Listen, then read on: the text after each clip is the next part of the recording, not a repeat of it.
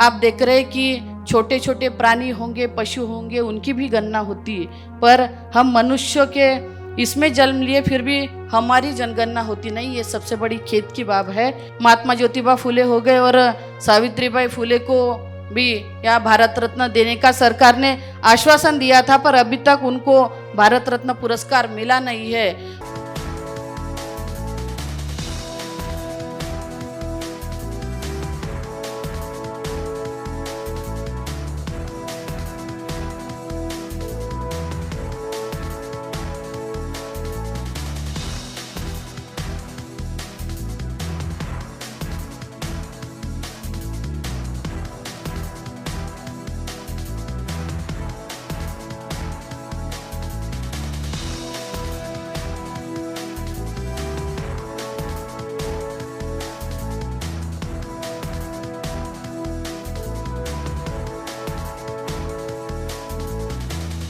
इस सम्मेलन में देश भर से सभी ओबीसी के गणमान्य व्यक्ति और प्रतिनिधि उपस्थित है।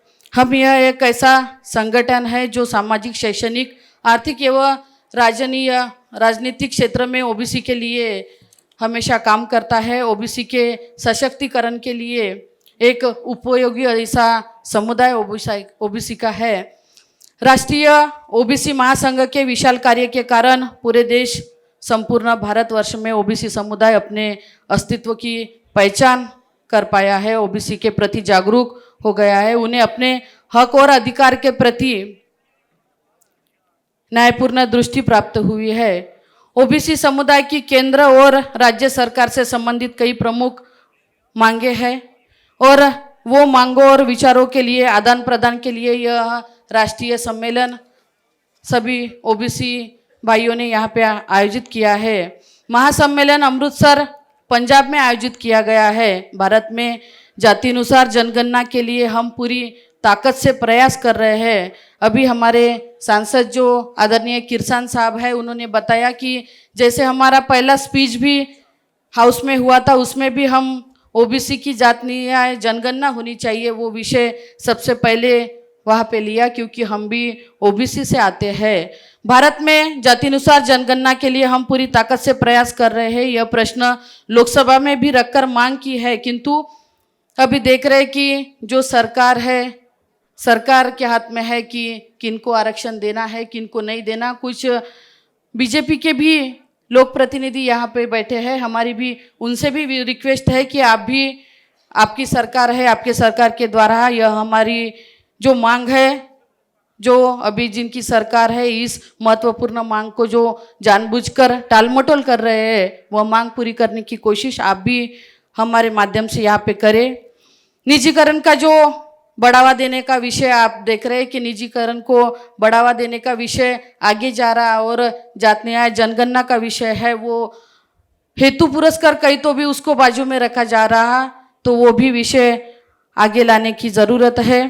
और जातिनुसार जनगणना के अलावा नॉन क्रिमिनल का विषय भी हमारे किरसान साहब ने यहाँ बताया, जिनकी उत्पन्न की मर्यादा कम से कम 15 लाख करना और केंद्र में ओबीसी मंत्रालय की स्थापना, छात्रों को पूर्ण तथा गति से छात्रवृत्ति मिलना आदि के लिए हम हमेशा संघर्ष यहाँ पे करेंगे। आपने देखा होगा कि आज के इस ओबीसी के राष्ट्रीय अधिवेशन में हमारे नागपुर डिवीजन से खास करके गढ़चिरौली, चंद्रपुर, वर्धा, यवतमाल, भंडारा, गोंदिया से बहुत सारे लोग यहाँ पे आए हैं।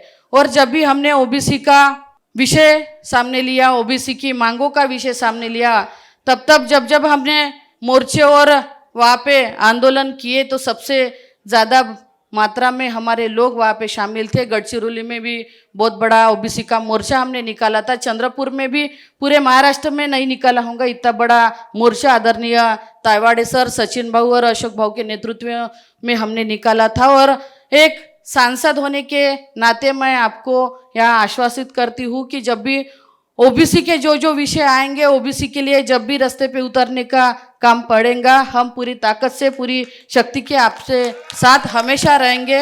और ओबीसी की जो जात न्याय जनगणना का विषय है, आप देख रहे हैं कि छोटे छोटे प्राणी होंगे, पशु होंगे, उनकी भी गणना होती है, पर हम मनुष्य के इसमें जन्म लिए फिर भी हमारी जनगणना होती नहीं, ये सबसे बड़ी खेद की बात है।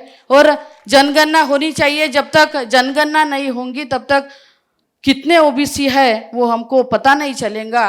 और एक सांसद करके मैं भी यह बोलना चाहती हूँ कि ओबीसी की जनगणना होनी चाहिए, क्योंकि आप देख रहे हैं कि जब तक ओबीसी की जनगणना नहीं होंगी तब तक, अभी स्थानिक स्वराज्य संस्था की इलेक्शन भी है, जब तक ओबीसी की संख्या कितनी है ये पता नहीं चलेगा तब तक वो इलेक्शन भी नहीं लगेंगे। और बहुत सारे ऐसे मुद्दे हैं जो आगे लेके हम जा रहे हैं, जैसे आप देख रहे हैं कि महात्मा ज्योतिबा फुले हो गए और सावित्रीबाई फुले को भी या भारत रत्न देने का सरकार ने आश्वासन दिया था, पर अभी तक उनको भारत रत्न पुरस्कार मिला नहीं है। और हमारे महाराष्ट्र में मराठा आरक्षण का विषय अभी बहुत चल रहा, मराठा लोगों को आरक्षण देने के लिए हमारा विरोध बिल्कुल भी नहीं है, पर उनको इंडिपेंडेंट आरक्षण दो, हमारे ओबीसी में से निकाल के मराठा लोगों को आरक्षण मत दो, ये हमारी प्रमुख मांग है। आज बहुत अच्छा राष्ट्रीय अधिवेशन यहाँ पे सभी हमारे भाइयों ने आयोजित किया, मैं तहे दिल से उनका अभिनंदन करती हूँ, स्वागत करती हूँ और खुद को भी भाग्यशाली समझती हूँ कि इस अधिवेशन का एक हिस्सा होने का मौका हमें भी आप लोगों के माध्यम से मिला। सबको मनपूर्वक शुभेच्छा देती हूँ और यही अपने 2 शब्द खत्म करती हूँ। जय हिंद, जय संविधान।